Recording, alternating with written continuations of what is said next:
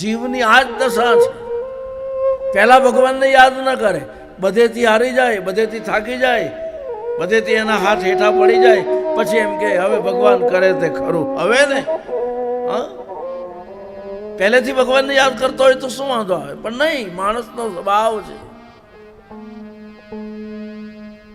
नरक पड़न को देखत है, नरक पड़न को नाही, यशोदा तन को देत है, यशोदा तन को नाही.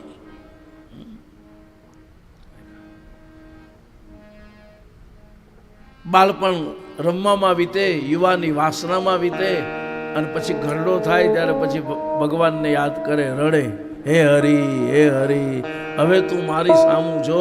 ભગવાન કે તે મારી સામું કેટલી વાર જોઈ? તો કેટલી વાર કથામાં ગયો? તે કેટલા દાન પુણ્ય કર્યા? તે કેટલી વખત ભગવાનનું નામ લીધું?